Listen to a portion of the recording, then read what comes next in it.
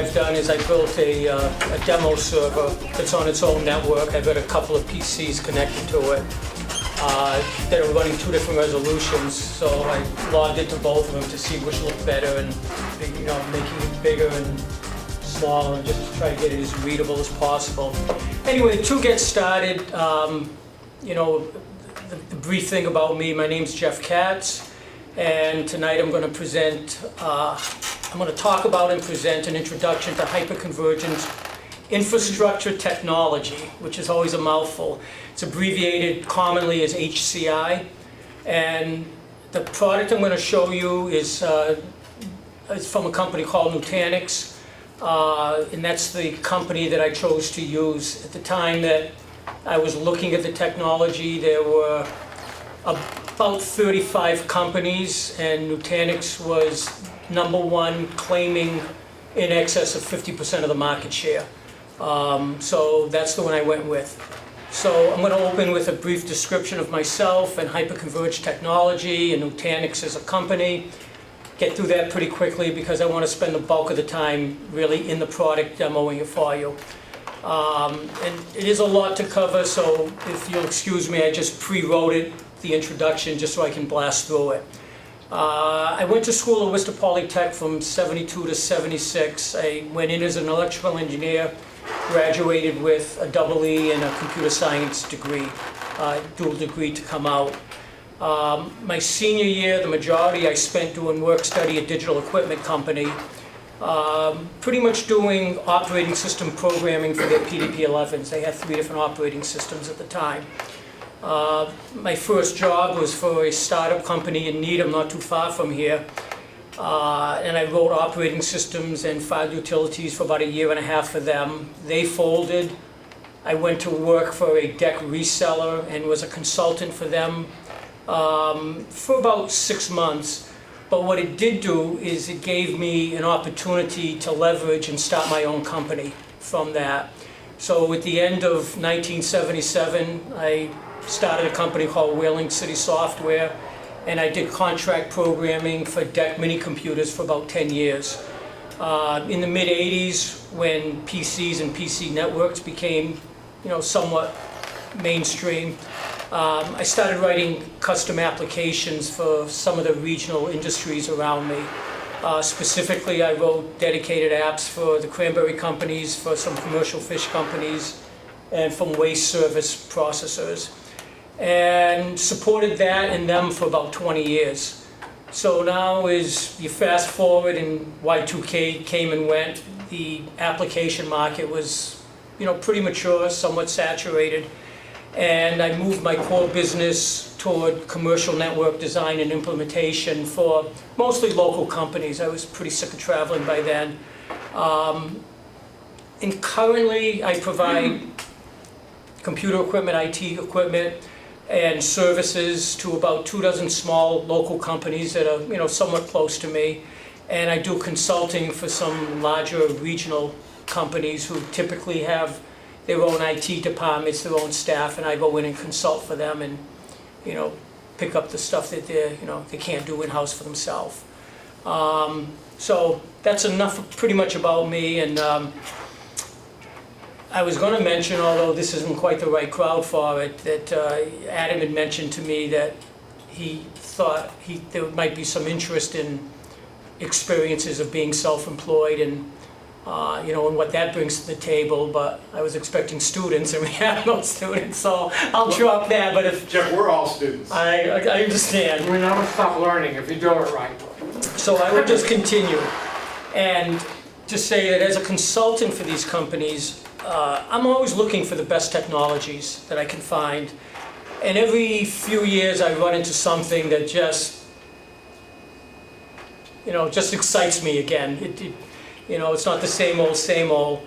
And about 4 years ago, I was attending the Lenovo Accelerate. Every year they have a dealer, reseller, whatever you want to call us, gathering somewhere in the country. And I was in Orlando with them 4 years ago. And they were just rolling out a partnership with a company called Nutanix, and they were showing something called Hyper-Converged Infrastructure. I'll always stumble on that technology, which then they were calling the most significant advancement in computer technology since virtualization. You know, their quotes. It's a big, you know, certainly a big claim. As I said, they were forming a partnership with Nutanix, which was at the time the leading HCI vendor, and they were in it enough that they were releasing a family of file servers specifically to host the product. It was just, I think, 5 different families and lots of models within those families specifically for this one product, which to me said something about their commitment to it. Caught my eye, ended up attending all the Nutanix sessions they had. They had 6 of them down there over the course of 2 days. I got back to New England, I kept in touch with their reps, and they were holding trainings in various places in New England. And for the next year, I continued to train out on the product. For me, it was a technology that was larger and more expensive than most of my customers could really see fit to buy into. But at the same time, I was very impressed with the benefits that that type of technology offered. And I could see how important it was going to be to my customers if and when they either grew or the price of the product came down. Or my attitude is sooner or later, that always happens, is that convergence. Everything starts big and expensive and just, you know, eventually gets to a point where it's affordable. What I'm going to do, what my plan is, I'm going to give you a brief introduction to Hyper-Converged Infrastructure Technology, explain how it works, talk about the benefits that it offers over what we've always called a traditional 3-tier hardware platforms that were the host for medium to large PC networks for, I don't know, the past 15 or so years. I mean, that was the gold standard for them, and this is really meant to replace that. Now,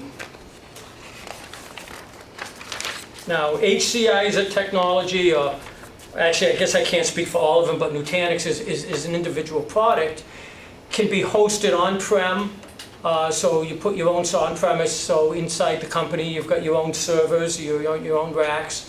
It can be up in the cloud, or it can be a combination of both. And the placement decision is based on cost very heavily, but right behind that, things like security, which can be a little bit of a phony sense of security, but it's real to those people. Some people are very comfortable being in the cloud, some people are very comfortable being on-prem, and it's very hard to talk people in and out of that type of issue.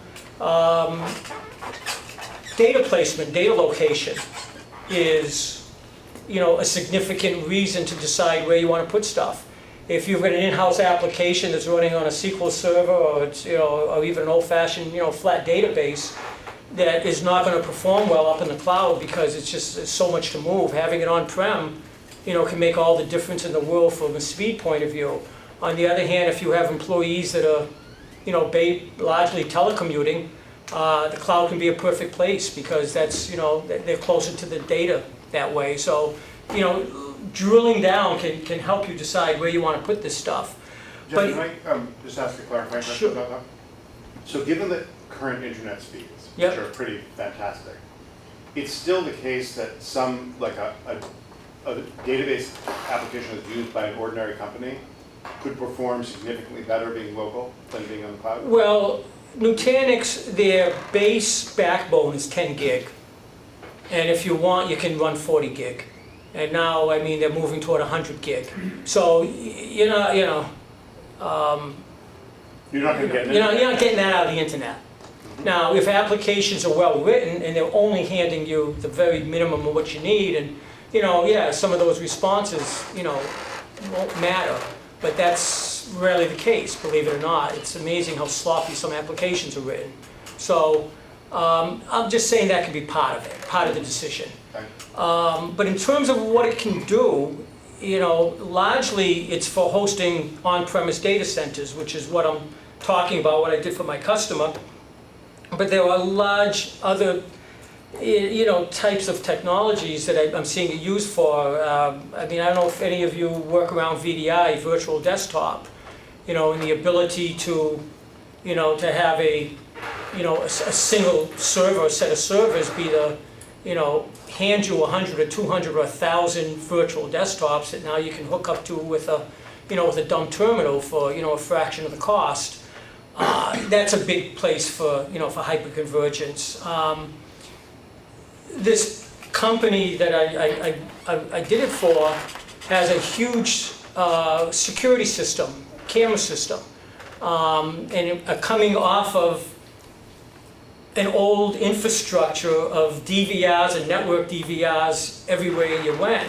And one of the things on the plan is they're going to put a similar system to this in that's going to become their central network DVR, because that's, it's all software based. And they're going to have a level of redundancy that those little boxes everywhere could never provide. So, this technology is growing in many directions or for many platforms other than just being a data center. Right, but what is hyperconvergence? We're going to get to that. In 2 minutes. How am I doing on time? I'm timing you. Okay, so just to wrap this up, I'm going to show you something called the Nutanix Community Edition, which is their fully functioning demo version of the real product, what they call the Nutanix Acropolis operating system. And I'm also going to show you what, I'll refer to it a lot of times, it's called Prism, which is their management tool, their utility that basically controls the entire product, or at least as much of it as they want to turn over to the average administrator. There's more that you can do, but at that point you've got to go into a command line utility and, and start, ordering it around. But I would say 99% of what you'd ever want. If Prism can't do it, chances are you're going to be calling their tech support and they're going to be doing it for you. Just let me... Okay, so just the last 2 sentences, I'm going to show you that. I'm going to build a small data center, spin up VMs, spin up Windows Server for you, show you how quick and easy that is. And if I have enough time, hopefully, I'll get into some of the advanced features, which includes the way the product can be updated, the way it does its backups with what they call snapshots, and I'll get into that a little better, the difference between a snapshot and a backup, the data protection, the monitoring, the health alerts. And the biggest things for me is its ability to do failover and disaster recovery. And that is just really, and my company's the biggest items is they love what they've got, but what happens if and when it breaks? Not if, actually, it's when. What's its resiliency? How can I keep running? How can I recover from it? And that's what this product is designed around. So to answer your question, Charisse, I'm not going to tell you what HCI is. What I did is I downloaded a couple of like 2-minute and 4-minute videos from Nutanix that I just want to play. And that's really going to do a better job than I'm going to. Okay. So let me find my Question. Oh, can I wait? I'm just... A full-scale revolution is happening in enterprise data centers. They are being transformed from impossibly complex and unbearably costly to radically simple. And leading the charge is Nutanix. When SAN and NAS storage were first introduced to data centers more than a decade ago, IT administrators' jobs were simplified. Unfortunately, SAN and NAS storage infrastructures weren't built with virtualization in mind. As a result, IT administrators struggled with bottlenecks, complexity, and costs of legacy storage networks. There is a better way, the Nutanix Complete Cluster. The Nutanix Solution is a data center appliance, which is a building block for new virtual data centers. Taking a page from the cloud computing playbooks of Google, Amazon, and Facebook, the Nutanix architecture is a distributed system built to be massively scalable. In fact, many of our engineers designed and built the infrastructures of the big cloud and web companies. Nutanix converges storage and compute into a single unified 2U appliance, allowing virtual machines to get access to pooled storage resources throughout a cluster. No more managing storage separately from servers. A single Nutanix appliance replaces entire racks worth of legacy equipment. The result is a radical reduction in costs and an amazingly easy system to deploy and manage. Scaling the data center for new VMs and workloads now takes minutes instead of days or weeks. Data center architects and business owners alike can count on the fastest possible performance for their virtualized applications, whether it is 10 virtual workloads or 10,000. This data center is not a vision. The next generation data center is here today and is being built by demanding organizations across the globe with Nutanix. Isn't it time your data center joined the revolution? Radically simple, massively scalable data centers from Nutanix. I'll pause. I'm sorry, Mike. I just had it up and running. Well, this kind of answered the question, but do you see that potentially data centers will be a client for you? Because Well, that seems to respond to... Well, I mean, data centers is where this product belongs, whether they're a client for me or somebody else, or whether they do it themselves, that's their own business decision. I would pretty much tell you that in the scope of how the world usually works, I mean, this is largest technology, so the lower end of this, the smaller companies who can afford this would be potential clients of mine. The larger ones, I mean, they're always welcome to call me and I'm always willing to talk to them. But I mean, Best Buy, I'll name them. I mean, I could put a slide up that's got 200 of their customers on it. And you start looking and going, them. I mean, you know, I've seen pictures of the Best Buy data center, which is using this stuff. And it's like, you know, so the government is using, the federal government is using this product heavily because, among other things, it was designed with security at its core. So whatever, it conforms to all the federal security regulations and, you know, it's what it was designed on. So they don't have to be out there proving themselves, you know, back to the government for that. All right, so hyperconvergence is simplified management of SANs and NAS, No. and the servers that feed the data. I'm going to put you on hold. I'm going to play a second video. And after this one, then we'll move back, and if it's still not clear, we'll...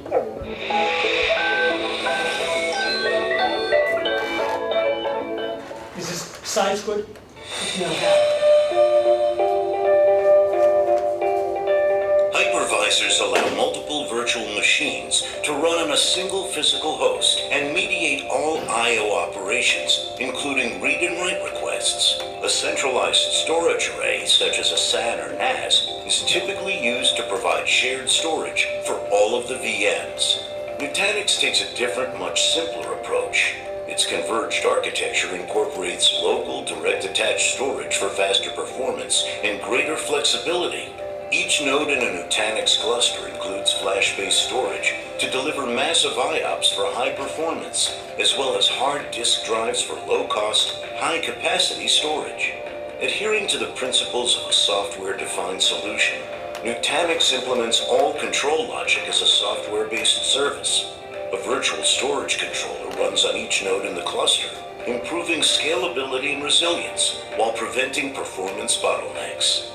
With storage and control logic now local to the guest VMs, there's no more need for expensive centralized storage or dedicated storage networks. The Nutanix distributed file system aggregates local storage across all nodes, creating a single storage pool that can be partitioned into one or more data stores. These data stores are then presented to the hypervisor using the standard NFS protocol to provide storage for all hosted VMs. Because the hypervisor communicates to the Nutanix software exactly as it would a traditional storage array, there is zero change to the virtual environment. VMs are provisioned and managed as before, but without having to configure LUNs, volumes, or RAID groups. Now let's look at how Nutanix manages a typical write operation. When a guest VM needs to write data, its request is passed to the Nutanix controller, which then executes the write to local flash storage. It's also important to fully protect data so that it is always available, even if a node fails. To ensure the strongest protection, data is replicated synchronously across multiple nodes. For a typical read operation, requests are served by local storage resources. Keeping data local to the VM provides the fastest possible performance. That means for the majority of read requests, data never traverses the network. With many enterprise workloads, the older the data, the less frequently it is requested. When data becomes cold over time, it is migrated from flash memory to more economical hard disk storage. However, if that cold data at any point becomes hot again, meaning it is requested more frequently by a VM, Nutanix automatically promotes the data back into flash for the fastest possible performance. What happens if there is a node failure? Nutanix supports standard high availability capabilities, such as VMware's HA, so a VM will automatically start on another node. If that VM then needs to read or write data, it sends its request to the local Nutanix controller. If the data being read is not local, the controller determines where replica data has been placed and forwards the request to the correct Nutanix controller. The data is then sent back to the local Nutanix controller over a standard Ethernet network.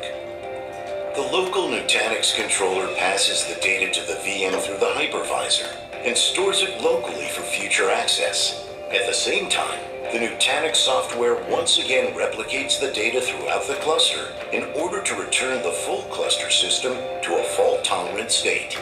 Each Nutanix node runs independently and leverages the Nutanix distributed software architecture to create a completely unified cluster. The Nutanix virtual computing platform integrates as many as 4 independent nodes into a space-efficient 2U appliance. For more overall cluster capacity, nodes can be added seamlessly one at a time with 0 downtime. With Nutanix, you can start small and easily expand to achieve truly massive scale. It's perfect for nearly any virtual workload, including virtual desktops and end-user computing deployments, private cloud projects, big data applications, DR initiatives, and more. Nutanix, the virtual computing platform for software-defined data centers.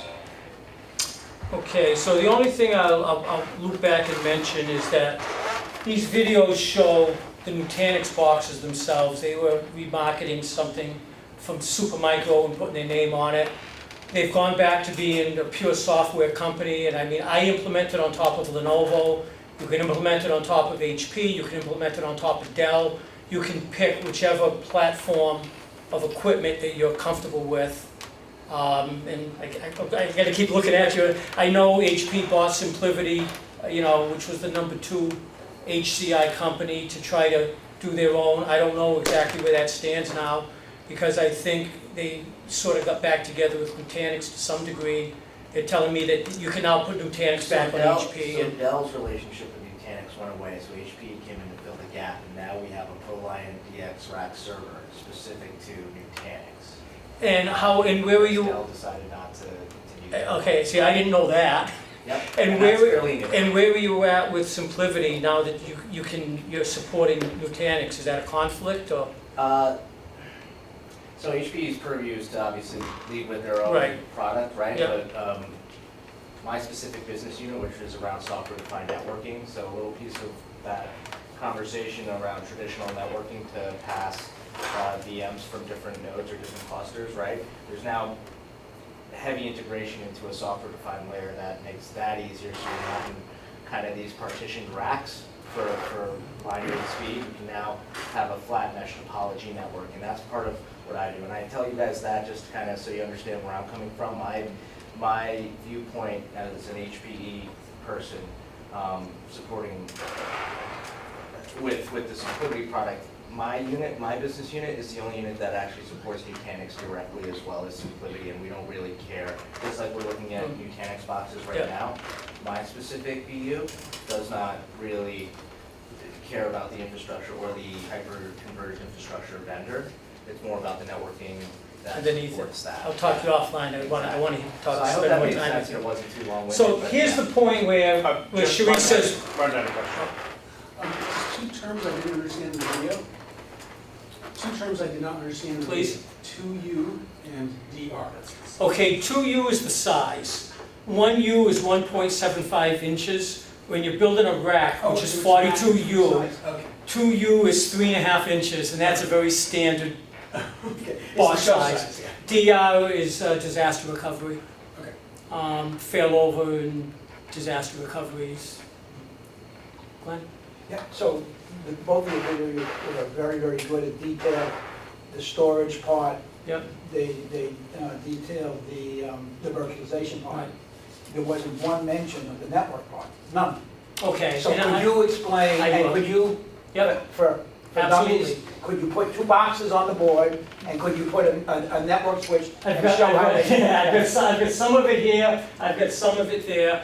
Basically, you have, let me back away from that, and I'll loop back to it. I want to make sure that we understand what hyperconvergence really is, and what we're talking about. Do we all know what 3-tier architecture is? No. No. Okay, where you have file servers, your networking layer, and then your storage was completely separate. Whether it's a SAN, it could be, the iSCSI, there's different technologies. Sorry, what's a SAN? Storage, in other words, a big storage box. You started with file servers that had CPUs in them, they had a network, they had Windows Server on it, they had memory, they had storage, they had some amount of disk. They were sharing that for help. And that was all shared by the people connecting to it. Now, Microsoft historically was pretty inefficient in how they wrote everything. And before you know it, to get your data center up, you've got 10, 20 servers. Because you had one for everything. You had a domain controller, a backup domain controller, a couple of database servers, a couple of file and print servers, so on and so forth, an exchange server, Yeah, and and if you've been involved in some decent-sized companies, you go in, you see your rack, server, server, server, server, server. I came from Novell. I wasn't used to that, but in Windows, that's the case. Wasn't that partly because you didn't want the data utilization curve to be more than typically 10, 15, 20%? Well, because everything was running so efficiently, you couldn't put more than 1 or 2 apps on a typical Windows server. So now you have these multiple servers stacked up there, each have their locally attached storage, and that storage is being used for whatever that server is being used for. So you had these data pools that, depending upon which server you authorized to, and you couldn't grow with that. It was untenable. So as companies got into larger networks, what they needed was the ability to share all of that storage amongst all the servers. So you're saying evolution from specialty servers, Right. which would easily get overwhelmed, to these more, To servers that each of which stored all of these. each still had their own processes running. They were individual servers with individual copies of Windows Server on them, but instead of utilizing their individual storage that's plugged into them, you have these boxes called, they were SANs, this was what we call them. Glenn, what are some of the other things they call, attached storage and networks? NAS, direct attached storage. Well, NAS is a little different, but the iSCSI was, the way they were connected. But basically, there were these large chassis of storage, lots and lots and lots of drives that were, one way or another, connected to all of the servers in the rack. Initially, when it wasn't that many servers, they could be directly connected, so there was multiple interfaces in the SAN, each one going to an individual server, and when they outgrew that, now you get into attaching it on the network by some kind of high-speed Ethernet bus, and that's became, you help me here if you'd like, I don't really want to get too deep into old technology, but I'm trying to show you But something. what you were able to do is take a big storage box, lots of disks, and virtually divide it up to make the individual servers think It was their own. it was their own local disks. So like- And then there was enough security in it as well, so that if a piece of the storage network belonged to one server, the other server couldn't go and corrupt it as well. Some great big shared, super fast hard drives shared by all these servers on the Right. network. In a chassis that And in connected it itself, to, yeah. that storage network would have its own, high availability and, Right, redundancy. redundancy and power that you just couldn't have on the individual Right, local so machine. the server doesn't become the bottleneck, these shared hard drives become the bottleneck. But Let's not again, even- they're high end or whatever, and they use high speed I'll tell you networks, what, let's not go really. there, let's not, because all I'm trying, Although, Jeff, I do want to point out that this is really the beginning of Nutanix, in a sense. The Yes. SAN right. is really the genesis of that idea, because instead of having individual attached storage, you have a pool, which really is the Well, no, heart of this idea. what the genesis of Nutanix and Hyper-Convergence is getting away from the SAN completely. And that's what you saw in the video when they sliced it out and it went away. They've replaced it with a completely different model where they've gone back to what we started with, which was basically individual servers that have all the disks inside of them. But what this product does is it takes you, so now you have individual servers that are all Ethernet connected through a switch, or a switch, to make them happy. And what the software does is it takes every resource in those servers, the number of cores that are in all the CPUs, all the RAM that's in every one of those boxes, all the storage that's in every one of those boxes, and presents it to you as one big logical, they call it a fabric. It's one, you see it is just a big storage pool. So you don't see multiple boxes with individual CPUs, some RAM in this one, some RAM in that one, some hard disk in this one, some hard disk in that one. You just see this pool. I have, 50 terabytes of storage. I have, 50 cores to work with. And I have a total of 512 gigabytes of RAM. The fact that it's all individually in different machines, you never get to see, for the most part. So what that now enables you to do is build the size of your data center exactly what you need it to be. Because if you need to grow, what do? You plug in another node.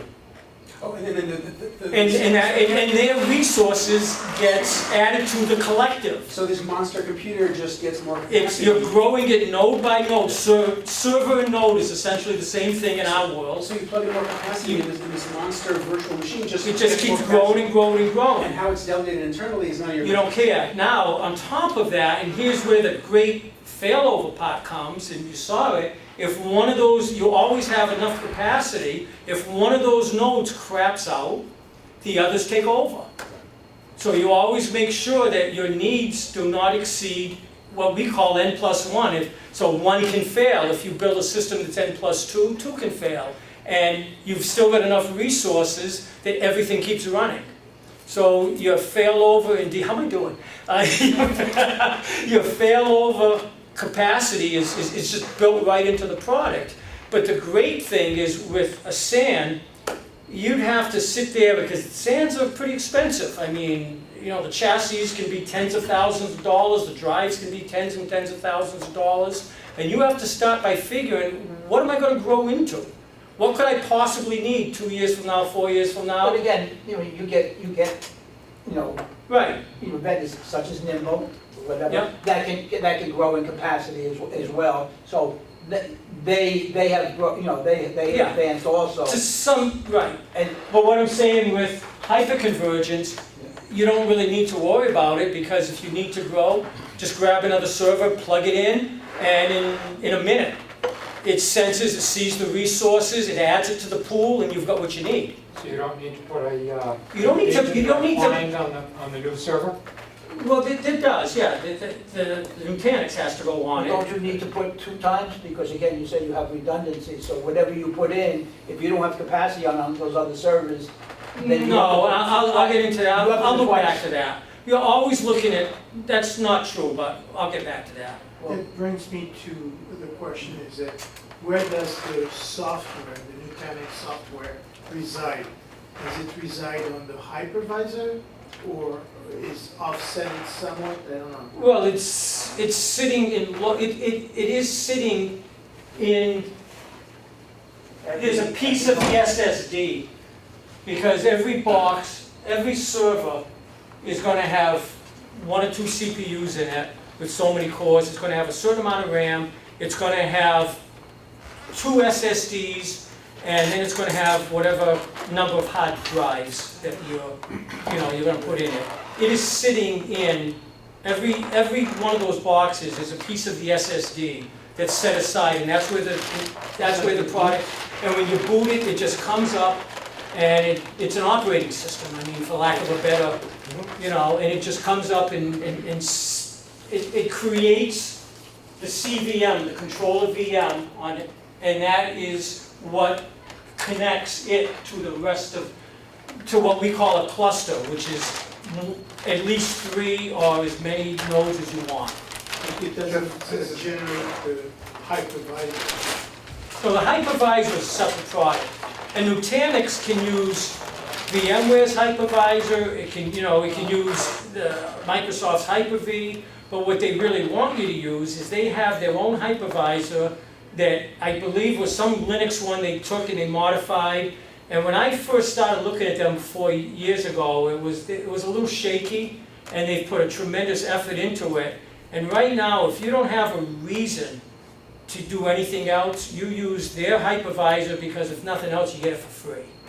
So VMware, if you want VMware and you're invested in VMware, and you own it, that's a reason. But if you're coming up from the ground up and you don't have an investment, and I'll loop to the side, I'm watching my time. I'm at the Nutanix dealer conference, and at lunch is an opportunity. You're sitting with customers and Nutanix people and other dealers, and you're just listening to the banter. And the reason VMware is there, because nobody really disputes VMware is king of the hill when it comes to virtualization, but every one of those people are sitting there saying to me, we love the product, but we're sick of the licensing fees. We want to be able to do what we're doing for cheaper money.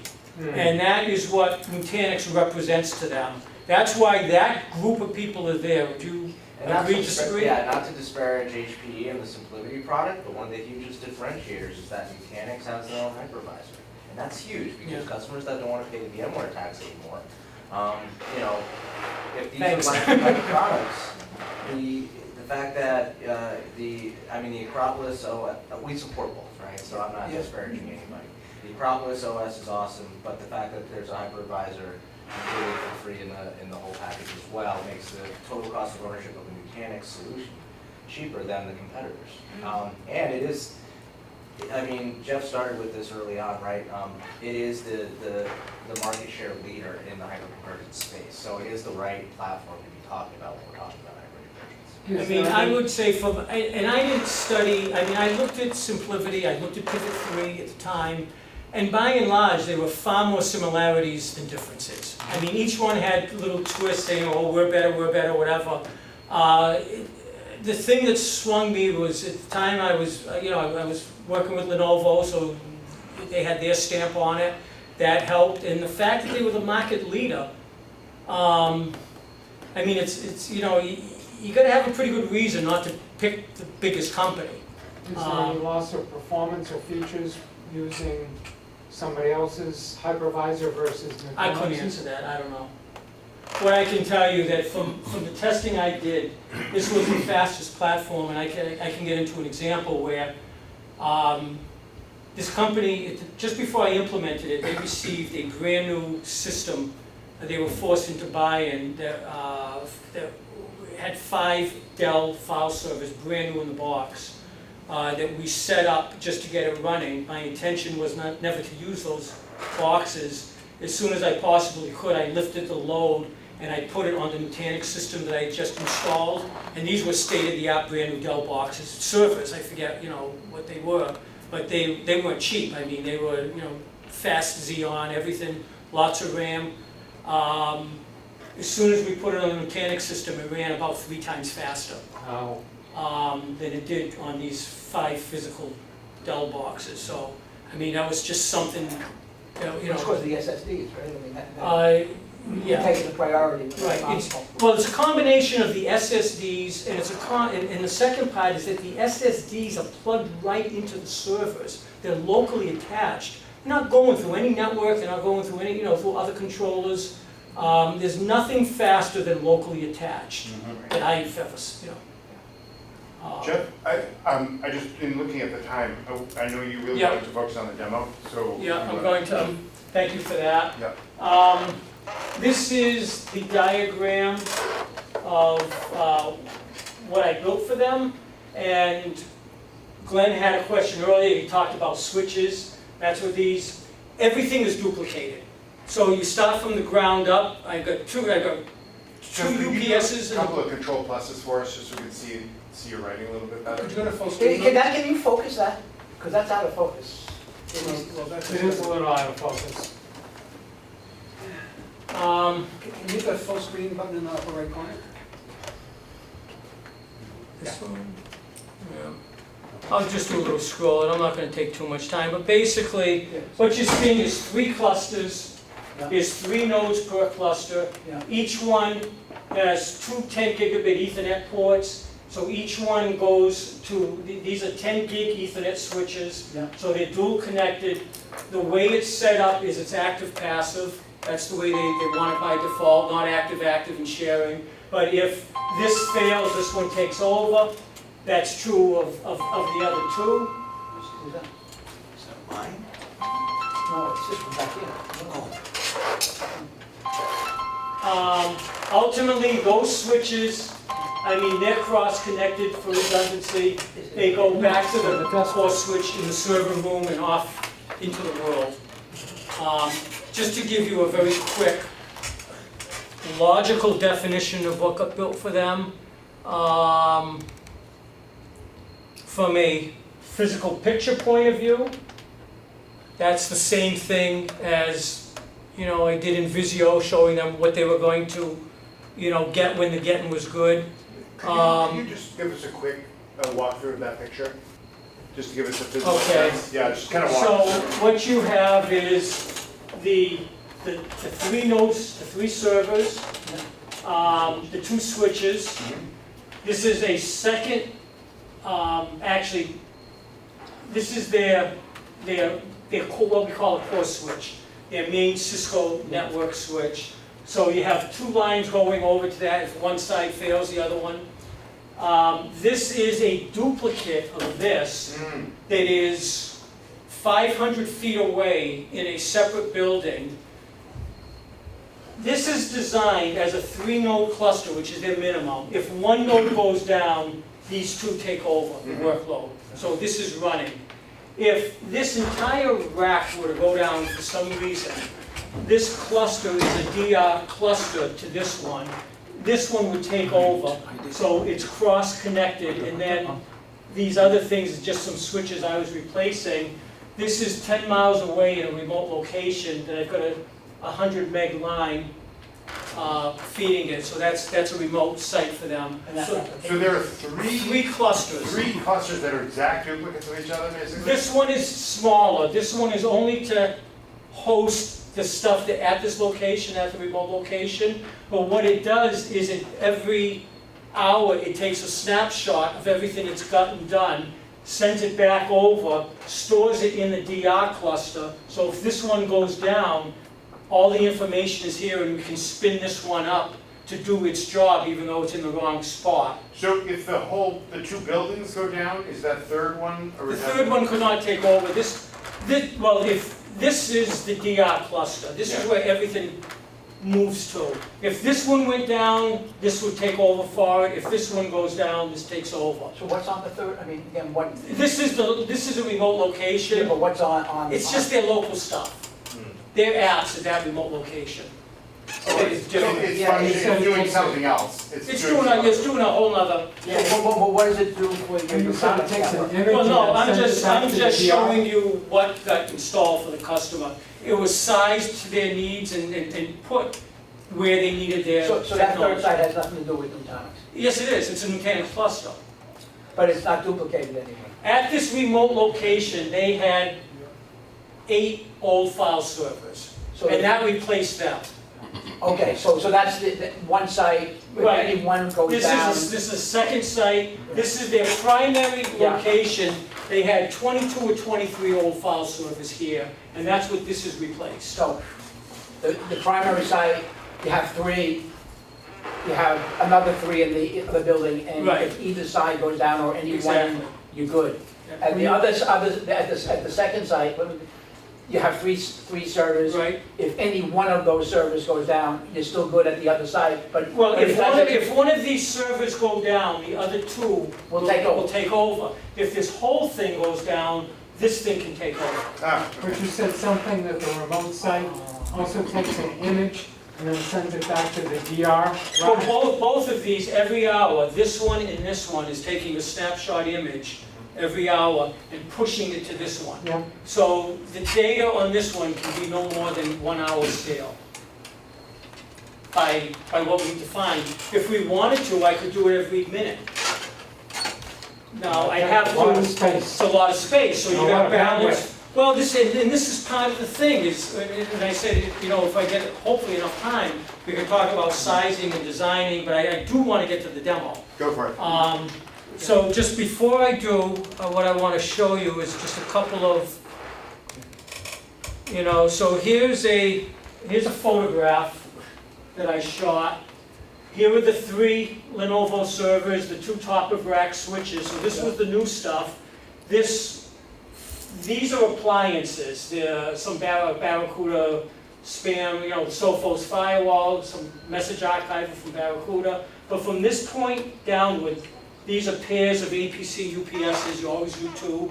Everything in here has 2 power supplies. So if one power supply fails, the other takes over, going to a different UPS.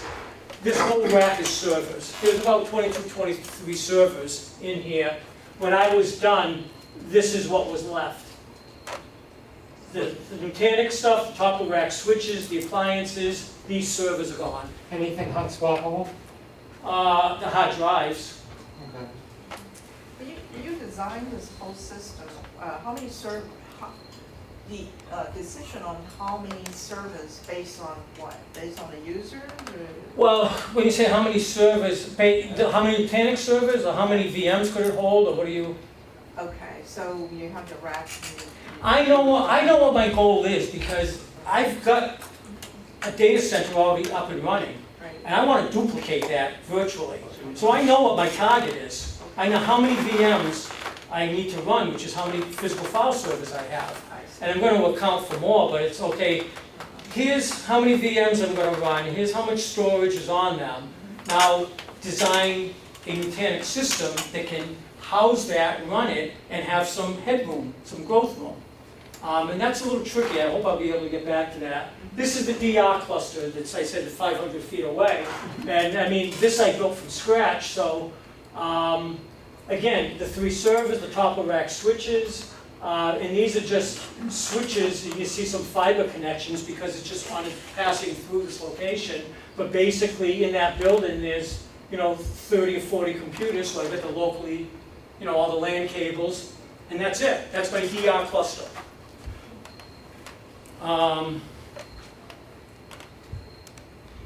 Okay. So, what have I got?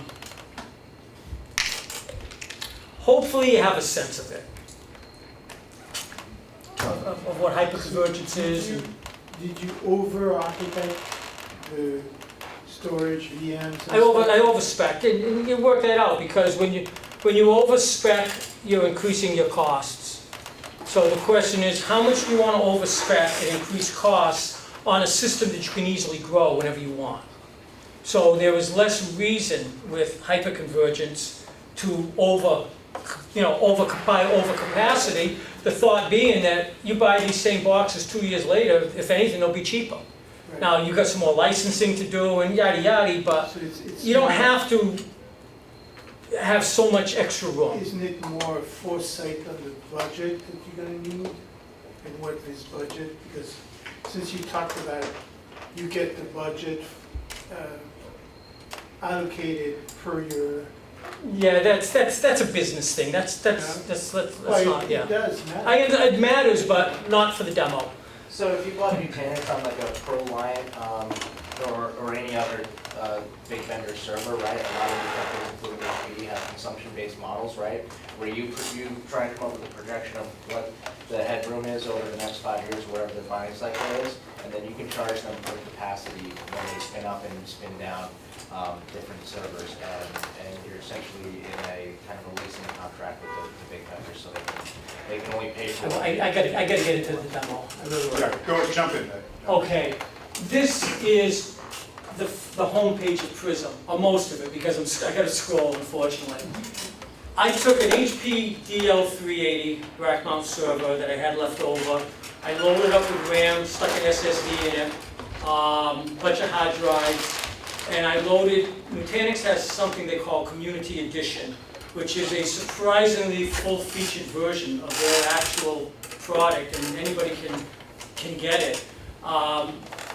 Little difficult to get running because for two reasons. Number one is it's not.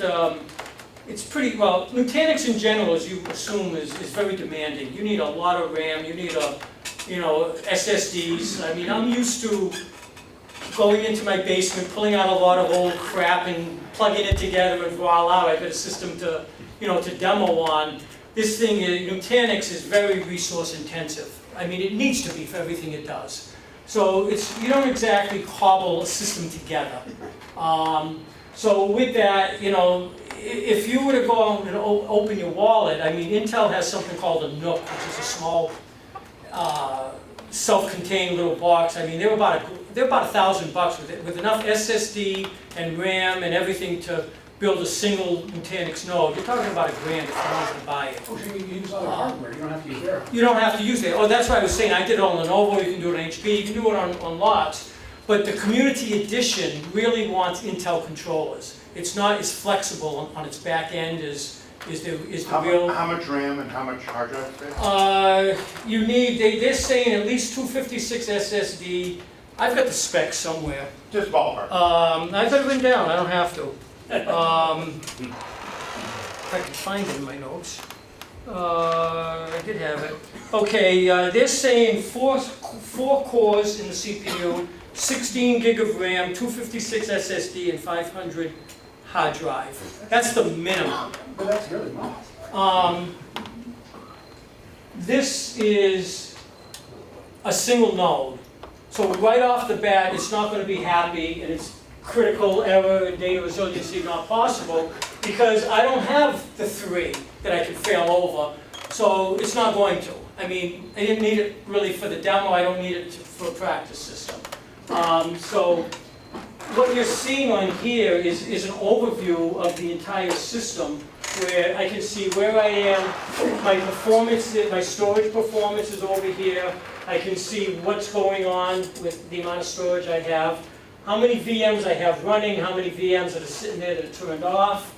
A little further down the screen. Sorry, is a VM an end user? No, a process, a virtual machine. Server. I'm sorry. It's a server. Virtual server. It's a, thank you. Right, Jeff? Yeah. Does everyone understand what a virtual machine is? It's not, don't be embarrassed if you don't. It's a server, that's a little piece. Right, running it's on like the a serving machine. Right, it's a virtual representation. Of a server, right. It's, All right, Jeff, where does Docker and containers fit in? She jumps to that. I'm not Where gonna does go Docker there. and containers That's fit in? offline. Okay. So I've got one host in my single cluster. It's showing percentage-wise what I've got for CPU availability, percentage-wise what I've got for RAM and how much I'm using. All right, so that's my first look. Any critical errors, anything I'd see up here, I'd see over there, any alerts. It is constantly watching everything it does. So is this saying there's 6 virtual machines running? Is that's 6? It's saying there was 6 VMs defined. It's saying 3 are running and 3 are off. And what, Do I need to make it a little larger? But what are they? What are the VMs that are running? Okay, I'm glad you asked that question, because the place I live most of the time It's VM. is in the VM area, where, let me scroll back up, where I can do an overview of those VMs, so I can see a screen showing all kinds of information about it, how much resources, utilization, yada, yada, yada, yada. But when I look at the table view, now I'm going to see what those actual VMs are. And like I say, I apologize, I'm scrolling here. Okay, so here is 1, 2, 3, 4, 5 of them. The red dot means it's off. The green dot means it's actually running. So I have, for example, I have a Windows Server 2002 R2 domain controller DC01. So I've got a domain controller that I built that's running. I've got a Windows Server 2002 R2 FP file and print server that I've got running that I've attached to it. I just built them and I have them running. So everyone's clear that in the old days, you'd have a box. Each one of these lines would be a physical box sitting that you'd be paying electricity for. Until somebody figured out that computers, like animals, spend most of their time sitting around doing nothing. Exactly. So basically, if you take the capacity of a computer, you can run multiple computers inside that computer, and that's what we're seeing now. Right. That's basically what virtual machines are. So Exactly. what I've done, which I love to do, is I build what I call a base. And I've got a Windows Server 2002 R2 base, I've got a Windows 7 Pro 64 base, but basically I take the image of an operating system, and you start out with an ISO that you downloaded or bought or whatever, and that is what you insert and you build and blow up in a box, as you would say. Well, I can do the same thing here, create an instance of one of those operating systems, and then, before I clone it, I do all the patching on it that I want to do. Nice. I configure it as far as I want to take it to make it a core thing for me to use. I leave it here, and then if I clone it, change the name, change the static IP, join it to the domain, and poof, you get another server. So you can clone these things and attach it and spin them up in a minute. You can build a brand new one in about 5 or 10 minutes, and if you'd like, I was hoping that's something I could show you the process. That would be great. Are you making like some kind of replication between existing servers? Well, So you can, just in case? well, you cannot really, I don't know if by that, if you mean, am I syncing them somehow? What do you mean by that? But basically, it takes, for example, see this WS, this one I call a base, I just highlighted. I scroll down, and now that it's highlighted, and like I said, I hate having to do the scrolling, but you see I have some things now on the bottom. One of them says clone. All right, so if I click on that, it's going to make a copy, and now I can rename it. It makes a copy of it with a new instance of it. Another thing that Is this the equivalent of Hyper-V, what we're looking at? So is this the thing It that is not. Nutanix is providing? Hyper-V is the hypervisor. Yes. This is not the equivalent of Hyper-V, or the Acropolis hypervisor that's built into this, which I'll show you is somewhat the equivalent of Hyper-V, but this is not. This is the management console for all of Nutanix. This is the management. This is how you control, and what's great is once you learn it, it's everything. Versus if you have if you have a 3-tier architecture, you've got 3 or 4 or 5 different management tools, one for the SAN, one for the servers, one for this. You've got to learn all of them, how they interact and how they connect. This is everything. Jeff, can I say? Sure. So you have all these virtual machines. Yep. Before they were there, they were someplace else, either on a physical machine or on another virtualized. What I start with right Can I ask a here. question? The question is there a utility that will take, either a physical server or virtual machines sitting somewhere else and convert them automatically? and This put them has in built the in the ability to import VMs from Microsoft or VMware. there is a standalone utility you can use which will do a P to V, physical to virtual, Yes. and that's what I used for them. The problem is that it was 64-bit only. So my starting point was 2008 R2. Yes. Anything prior to that was 32-bit, and I had to create those from scratch because the utility could not convert those. And it was problematic to boot. So in hindsight, you know, I probably would have tried a little harder, maybe spinning them up from scratch. So that, I mean, if you had a VMware 32-bit,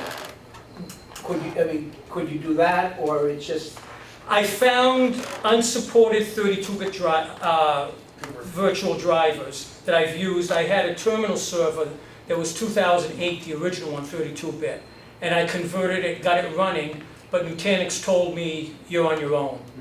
And because it was a terminal server and I couldn't rebuild it, I chose to do it, and to this day it's running. But other than that, the answer is no. What I wanted to show you is in the settings, they have something called image configuration, and these are where I loaded ISOs, which are the images from Microsoft of all kinds of things, different operating systems, Office, also this Nutanix Virtual I/O. These are the I/O drivers that connects the VMs to the hardware, and this would be more of when you're comparing it to Hyper-V at this level. So, Do you buy those ISOs from Microsoft, or is it part of a development package? well, you download them. I mean, The licenses aren't there. the licenses. You have to add the licenses. These are the ISOs. You still got to license them. You got to pay for them. Yeah. But the ISOs you can get. Okay. But you know, once you you can't to activate them. That's different with a license and. Yeah, any block of software can be converted to an ISO. Yep. Another thing before I do a build for you that I'll point out that I really, really love is that the concept of what these VMs need. Every VM has parameters. So say, for example, here is, take this file and print server, for example, that is actually running. It's got one core, it's got 4 gigs of RAM, it's got 100 gigs of storage allocated to it. If I double click on it, I go into, so say the thing is performing not quite well for me, and I decide it actually could use 2 cores instead of 1. Or maybe I want to give it 6 gigs of RAM. Or maybe I want to increase, I'm losing all the, or the main storage, instead of it being 100 gigabytes of RAM, of storage, you know, I want 110. That is amazing. Okay, while the VM is running. Jeff, so if Wait, there's not wait, enough. just let them finish. Jeff, go ahead. So you I gotta must get, have changed. struggling with the size of this thing, but at the bottom,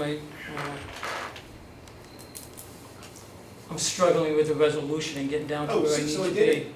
It did it on the fly, is that right? It will do it on the fly. That means that within I'm the trying to get operating down to system, the very bottom. you don't have to run this part Nope. to increase?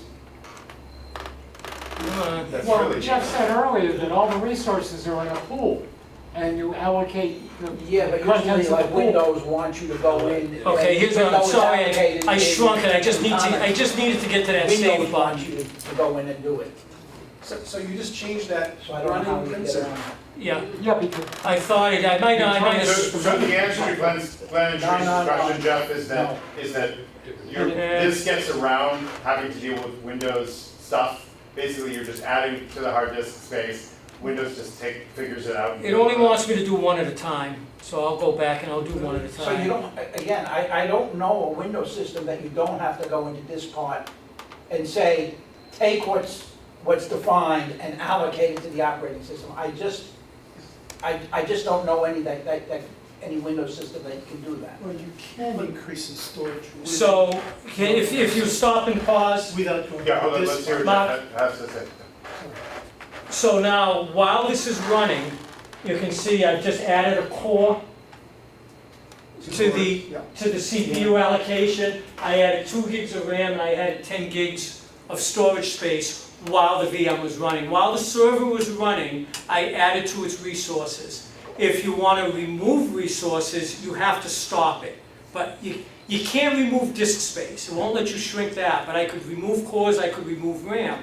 So I can dynamically adjust my VMs while they're running to optimize them. If I see something's running slow or whatever, I can stop and look and go, gee, this thing is hitting 90%, memory utilization. I'm going to give it another 4 gigs. Because all you're going to do is virtually reallocate resources. Exactly. Jeff, can you, just for a moment, let us log into that Windows server? Is it available to us? This Windows server? Yeah. Sure. So I highlight it.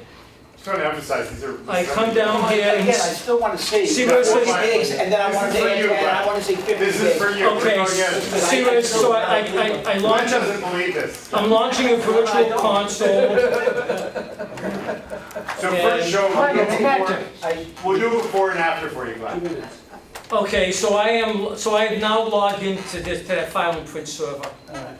Now let's see the And- C drive, the D drive. What do you want me to do? I want to see I want to see the drive space. So I go into to my computer and I want to see C drive, this So how drive. the drives are physically allocated. Exactly. This PC. This PC, right above, second, Go up one icon. Okay. that's up. All right, what do you have on C drive and what do you have on C drive? The D drive is the is a CD-ROM. That E drive. So see, I can't see from. Okay. Well, it says 99.6. I'll tell you what. If I go to the if I went into the administration tools and look at the This man. disk manager, I mean, But actually, you know, it'd be amazing, Jeff, I don't know if you can do it. If you leave this open, yeah. and you leave this PC I'll tell you open- what. I don't want to get hung up on this. Okay, I mean, with 20 minutes left, yeah, okay. there's more. I'm just scratching this. I We'll- just we'll- wanted. we'll I just believe you. wanted to So show. wait, so you add 10 gigs and that's going to say 110 now. I don't know if it's going to expand the internal partition. What I'm saying Well, is that's the exactly what I said. server has 110 available. Correct, but you still have to go in this part and say extend. Or else Fine. maybe read Right. If you say so, I'm fine. Yeah, but Or you else can't maybe control reboot the machine. Okay. Windows disk card to do it. Okay, No, good it can't. enough, You good have enough. to It go- now has the space. It sounds like we. You have to go in this part, you have to say extend, and Yeah, then yeah. you'll have 110. Yeah, but you couldn't, but in real life, if this were real life, you'd actually have to go in and put in a physical different drive. Am I in the And right what's amazing place? about this is you can Yeah, change. Well, but that's what VMware, I mean, that's Yeah, what that's we're what doing. it is. Disk management?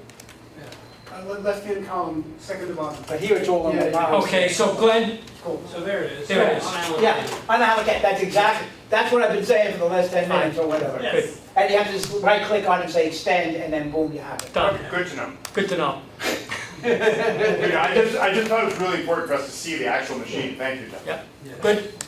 That's good. I just didn't- Okay. What I really wanted to show, Yep. maybe this is the letdown, Listen, but where from scratch, So you're clicking create VM. create a VM, and I'll call it WS Beta Demo. I'm going to give it one core. Now, it uses up to 1 core? Or is No, it uses one 1 core. dedicated? It's virtual. It'll share it, but it's got 1 core that it's. I'm going to delete You that. usually need more than 1 core on a server. Well, 1 core for VM, not 1 No, core. you're gonna need more And than now 1 I'm core. going to add some For disk VM to also. it, You're gonna need and say I give it 50 2, gigs 4, or 8, of disk. depending on the server. Now I've also got to add. Can you see this okay? yes. I've also got to add 2 ISOs. One of them is going to be, let's say this is going to be Windows 2012 R2 server, so I'm going to add that. And the second one I need to add is my actual virtual drivers, because that's what's going to connect this thing. Oh, cool. You have those on So that is these Nutanix virtual drivers. I'll add that. I'm going to tell it which one I want it to boot on, which I believe should be that one, which is my Windows. I want my Windows image to be what I boot with. And then the last thing I have to do is add a virtual NIC card. So I've done that. I'll save it. All right, so when you're booting off of a DVD disk, not off of a hard drive. or an I'm booting SSD. off an ISO image, and where did it go? He's gonna generate the hard drive out of it. I'm just doing so much scrolling, and I'm trying to. Yeah, the ISO is gonna create the VM. Okay. Oh. Yes. Unfortunately, you became WS Snug. I can. That's close, that's Oh close. well, I can. He can rename it on the fly. I can rename it on the fly. That's very cool. Well, it hasn't been created yet. And actually, that is just a name for Administrative. for administration for Nutanix. Yeah. That doesn't mean anything. But now I come down here and I power that VM on. The lights dim. And now that it's running, I can launch the console on it, and I'll go through the steps of actually building it. Oh, so here's the terminal, the little pre-BIOS screen. Post-BIOS. Where your data center, is it here or somewhere remote? It's remote. It's remote. Yeah, Right. He's doing VM2. Yeah. He's controlling the machine. So that progress bar across the bottom is installation or? Yeah, it's the building of it. It's just like you see. Yep. So the previous operation just allocated the space, this is building. the Right. I OS. created it in the parameters. I told it what I wanted it to be.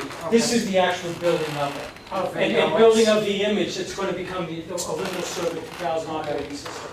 Because normally you're seeing it on a machine loading DVDs and printing, Yep. that works. Now, while this is going on, I'm thinking of some of the things that we talked about. This is going to take a while, so I'm going to go back and forth. Talking about sizing and nodes and to build a cluster. Where you get, to me, what your biggest overhead of expense becomes is the fact that you want this thing to be so fault tolerant, so disaster, the ability to handle disasters. You have to account for all these parts that can fail. So right off the bat, if you want, in a 3-node cluster, if you want to be able to absorb a 1-node failure, that means everything that you need is going to fit into those other 2 nodes and still run. So 1/3 of what you're selling is overage for that, that potential failure. Now, and that works for memory and it works for cores. It doesn't work for storage because Nutanix will always maintain 2 sets of your data on whatever is running. So if you allow for 1 node to be down, so now you've got 2 nodes left, it's going to want to maintain 2 copies of all your data in those 2 nodes. So basically, if you come to me and say, I have a network, say that it's 10 terabytes is what you have for a data store, that means the minimum Nutanix system I can sell you is a 30 terabyte system. Because I have to be able to account for 1 node being down and 2 copies of your data. Yeah. And that's with 0 expansion rule. So 10 terabytes of existing data. Right, if you There's had, 30 terabytes in the. of what I'm going to provide is, That's not part of the reason. okay, so this particular company had 12 terabytes of existing data. The system they eventually bought had 66 terabytes of storage because 1/3 of that would be their maximum for their 12 terabytes of data, which was 36 terabyte. Could you talk about compression and deduplication? 22 terabyte.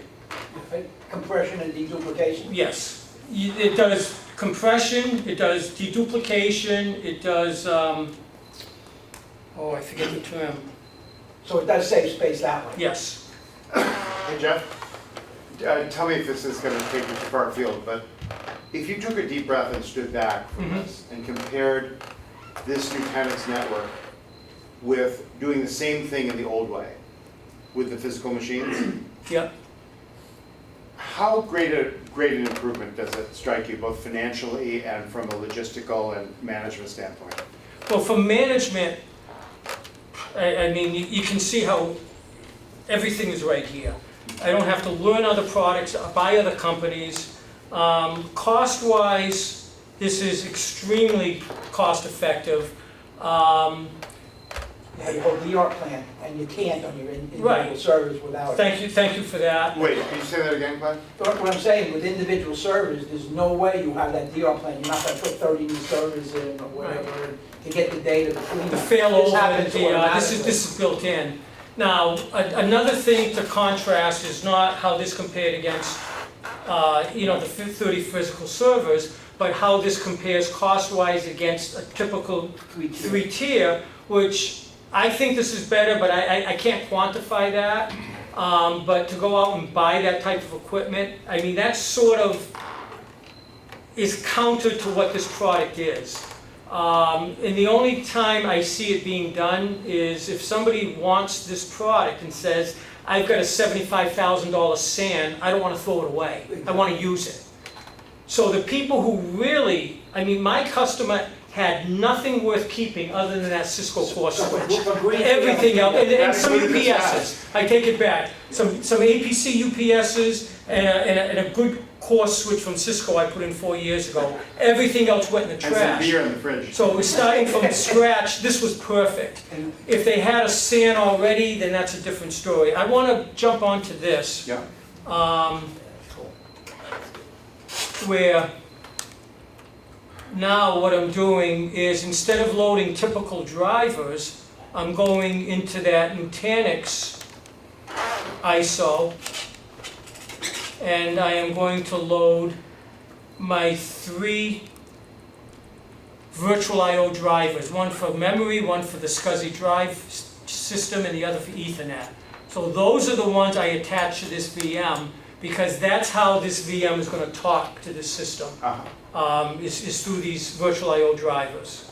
And this is where we were talking about, the free stuff you get from Nutanix, really. Did you define one network port or 2 virtual network ports? On the Ethernet side, So the virtual machine, if I look, does it have one network port or 2 network ports? it's whatever I want it to have, whatever I load. I Do have to you have define, Do you have to do at least 2? no. Why do you have a failover if you don't have 2? Because because that port is virtual. That's not physical, that's virtual. That one virtual port is going to map to wherever.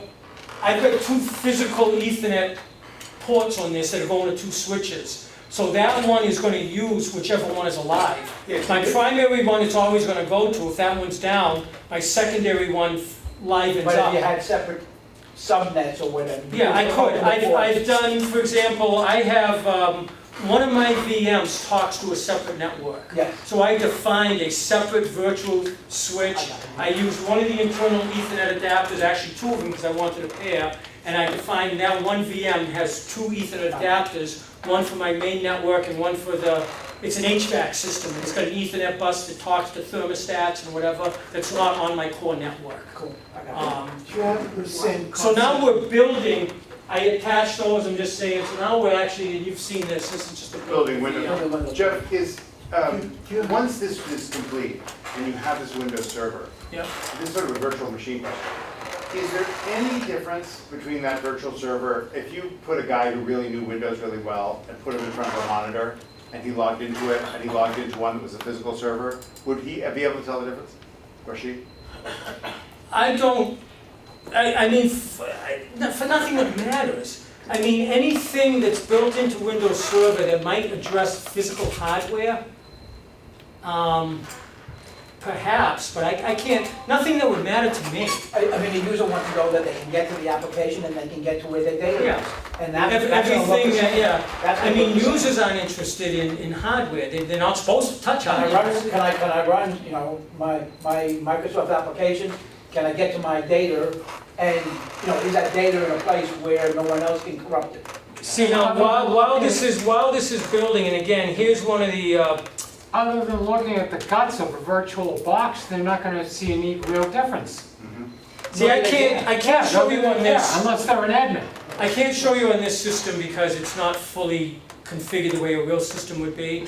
But what I can do is there's storage, there's networking, there's hardware, there's file server. So what Nutanix has done is with each of the companies they support, HP, Lenovo, they've tunneled into the utilities, and I'm sorry I forget the HP name, but Lenovo has something called xClarity, which is a software layer that can sit between Nutanix and the actual hardware.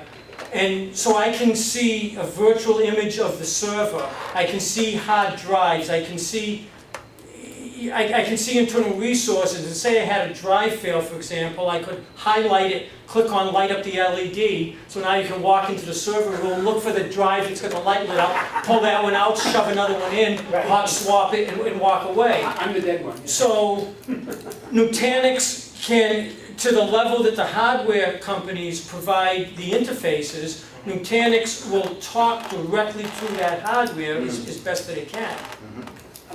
I'm a little confused why you have to build this. Why didn't you build it in advance, patch it in advance, and clone that? Well, I did, and I showed that. I just wanted to show a build. I had two up there that were pre-built. I just wanted to. This is a complete. This is just show and tell. This is the fun part. Saying how do you create a VM from scratch 101? Okay, sorry. So I have two questions. Does the vMotion concept exist in Nutanix? That's an excellent question because it only does recently. That is something that was unique to VMware, and they have just got that working, I believe. This I don't want to stake my reputation on, but I'm pretty sure they've got it working in AHV now. I think. Maybe you can tell me differently. So I can answer it in a different way, right? In terms of moving VMs across racks or across data centers, right? It depends on which way you want to do it. If you want to do it from like VMware from the hypervisor, VMware supports that. I don't know if the process does. This is my purview, right?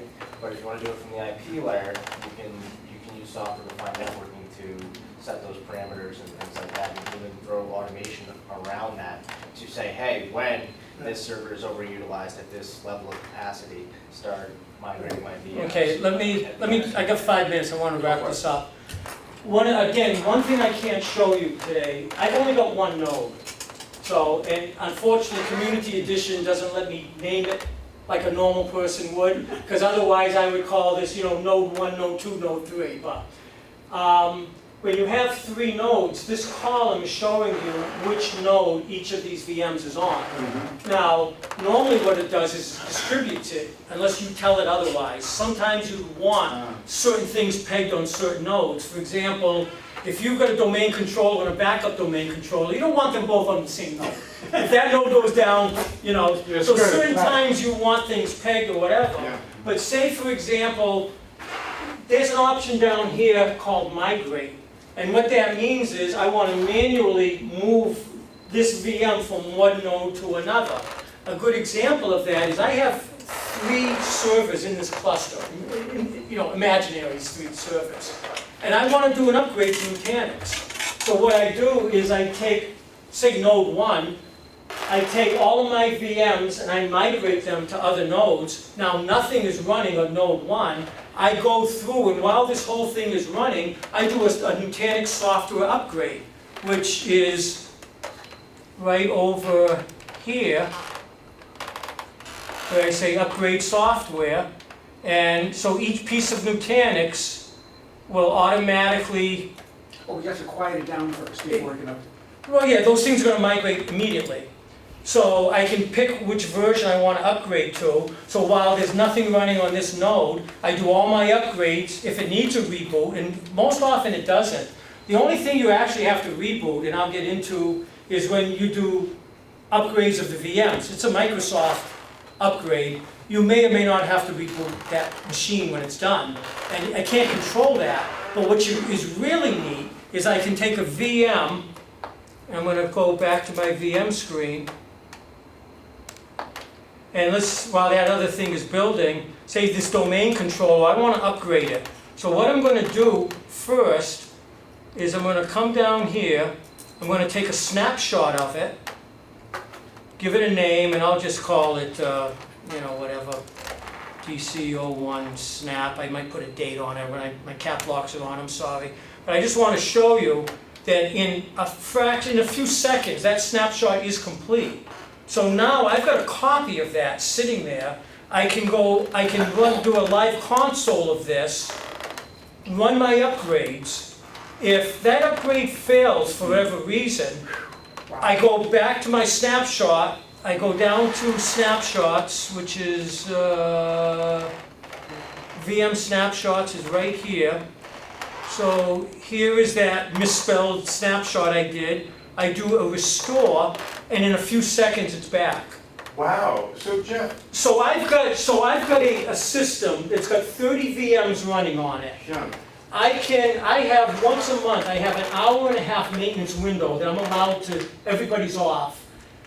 I can do 5 to 6 VM upgrades at a time. That's about as much as I can keep track of. But in about 45 minutes, I can take snapshots and have 30 VMs updated, restarted, and I've done all my patching for a 30 server installation. And if any one of them hangs or fails, I can go restore that snapshot, try it again. If it still doesn't, I can give up and then figure out why and go back to it. But you can schedule snapshot, you don't have to do that. Oh, I can schedule it, and I You do. can say every hour, every 4 hours. Yeah, it can be a minute. Yeah. And that's why I was saying sizing wise, those snapshots have to go somewhere. And I got 1 minute. Define retention. or Snap, what? yeah, you put an expiration date and time on it. So you can say, oh, I want 30 days. Right, I want 30 days, and after 30 days, I want to keep one a week, and yada yada. Jeff, This is not a real backup. Snapshots is metadata. I know. So that's a whole nother subject. but It's- it would let us, so what I'm wondering about, I'm just thinking about the different uses of this software. Yeah, Suppose that we had the community version of Nutanix, and we took a person's workstation data, and we made it a virtual workstation. We made a virtual machine, Yep. and we gave them access to the virtual machine. It's time for the dreaded Windows 10 update. So the Windows 10 update fails. You just spin up. Yeah. This actually could be very useful for a standalone situation. this could be useful in a lot of places. And what I would But tell expensive. you is No, but it's free. I am Not amazed. Windows 10 on a server. No, this would be free, right? Because Yeah, the I community mean, edition is I free. got a Windows 10, So you could run it just for a single workstation run, is what I'm saying. you And can you run use the multiple free instances of it. So it would basically allow you Come on to now. have your Windows 10 installation snapshotted. See, here's a Windows 7 64-bit that I've got sitting here, I've already built. I mean, all I do is, go over to it, just say, power it on. So you can run the agents on a workstation. Windows 10, Windows 7, and We could run Nutanix, right? And we could then, Yeah, we could run it on a workstation. We could run the whole you can Nutanix run it on a program. machine, it can be the base for whatever operating systems you want it to be. Yeah. And that's Community Yeah, you Edition, can it is make- amazingly full featured. So you can take your local machine and Yeah, but make it it's virtual not machine. as efficient. Yeah, but I'm wondering whether VDIs. this might be, because VDIs. I wanna we've go- been I having wanna go- so many no, problems you're with Windows right. 10 and so many failures. So anyway, this is the BNUG one we just built, I'll give it you've seen Jeff, as- finalizing, now I go in and so here it Real is. machine. Now you patch it. ready. Now I patch patch it, I put a static NIC on it, do all the stuff you're gonna do to a server, join the domain and, Yeah. Jeff, could you give us a ballpark figure of how much it costs to use this software if you're not using the community version, what their pricing model is?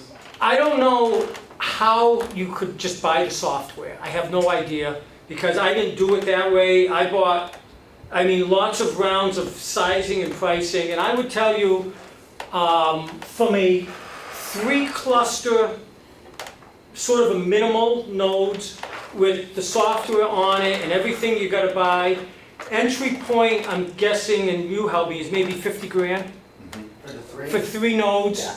Um, That sounds about right. with the So software. That's buying your server of choice. Three boxes? Yep. Yeah, 3 with RAM and disk, and on that you can run maybe 20 VMs, I'd say.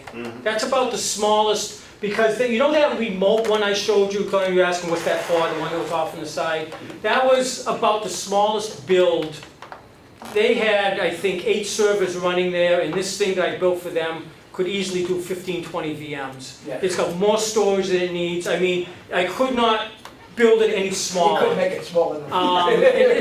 And that'll come down, but right now I'm saying entry point for a 3 cluster system for 15, 20 VM servers would be about 50 grand. And that includes Sort the of. licensing? Sort of, yeah, all the licensing, Street price, yeah. 50, I think you go on to cpw.com and look at it. It's a wrap? Probably just 50. Okay, guys, thank you very much.